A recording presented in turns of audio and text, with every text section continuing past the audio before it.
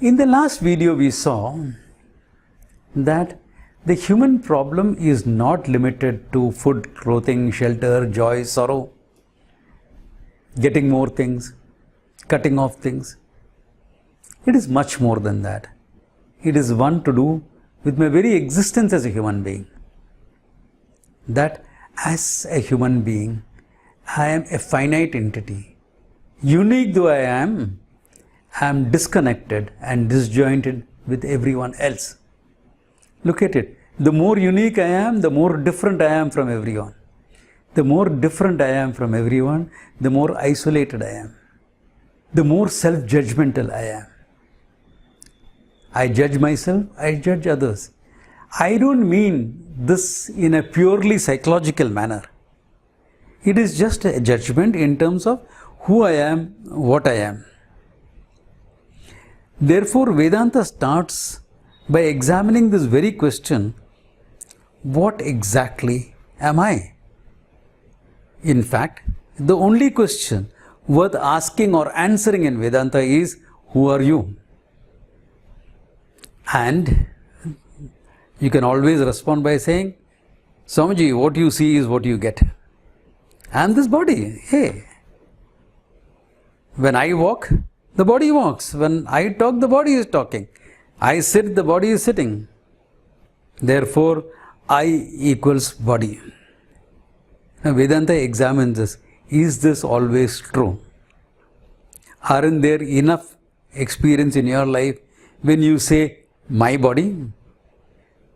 I accept. You feel I body. The experience is I am the body. Similarly, there are enough times when the experience is my body. Like when someone comes and tells me, Swamiji, what a workout I had. My whole body is aching. Mine and I cannot be one and the same.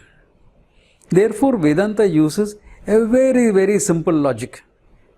It just says, what you are aware of, you are different from. In this question, whether it is I body or my body, look at it. Are you aware of this body? Of course, I know this is my body. I am aware of how tall I am, how short I am, how fat I am, how thin I am, what is my weight, etc., etc., etc. So, I am aware of this body completely.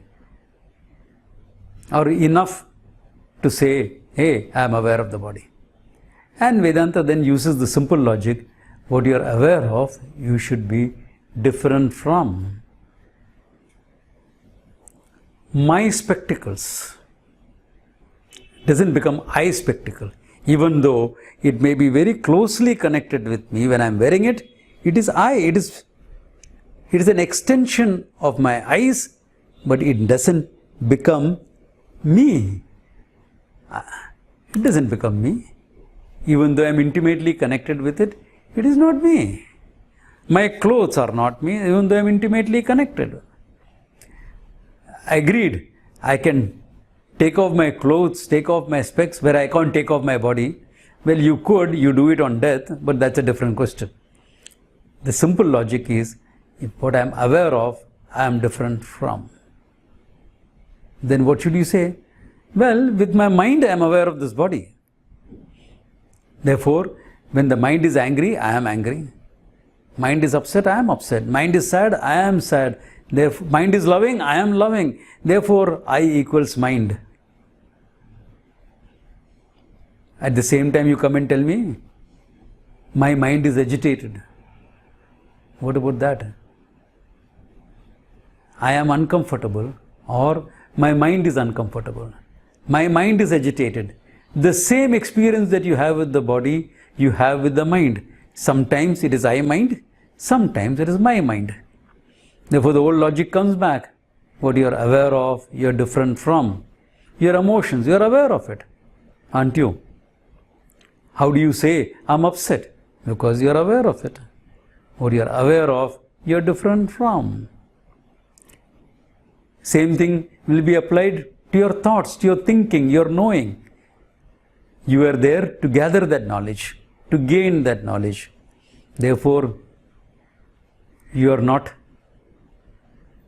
your thoughts, you are not your thinking, you are not the rational mind. You are aware of it. If I am not the emotions, if I am not the thinking, then only thing left behind is I am ignorance.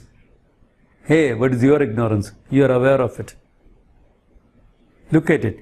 Anything that you say, I don't know this particular thing, you cannot make that statement unless you are aware of it. Some of you, I don't know what you are carrying in your pocket. True. Are you aware of the fact you don't know what I have in my pocket? Yeah, I am ignorant of that. That means you are aware of your ignorance. Now, so look at it. Your body you are not, your emotions you are not, your thinking you are not, your ignorance you are not. Then what do you have left to tell me? I am so and so. That was a name given to you without consulting you. Simple. I am married, I am husband, henpecked or otherwise. Hey, you existed before you got married. In fact, many people will say, I existed very well before I got married. Therefore what? You are not the roles that you play. A role is played by you, the person. The person is independent of the role. That's why you can drop it. In fact, most people drop it. Most men at least. When they see a pretty girl, they forget they are married. Do you drop the role? Even if you are married to one person. You are not married to the whole world. Therefore, your roles you play, not you. But look at it from the standpoint of the body, from the standpoint of the mind, from the standpoint of my knowledge, from the standpoint of my ignorance, from the standpoint of the roles. I am always judging myself. Even though I am independent of all this, I am aware of all this. If I am aware of all this, what can you tell about me? I can only say that you are the one that is aware of. Let us give it a name, awarer of all this. But look at it. When you walk, you are a walker. When you talk, you are a talker. With respect to objects of awareness, you are the wearer. Then with respect to yourself, what should you be? The abstract sense of the whole thing. Pure awareness, objectless awareness, objectless consciousness. This is what you really are.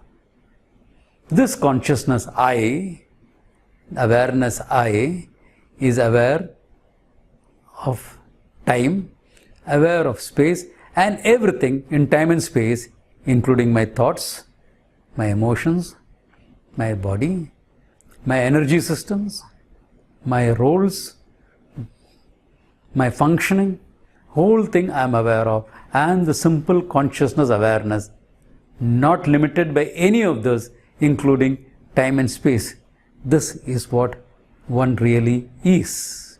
This is the fundamental vision of Vedanta.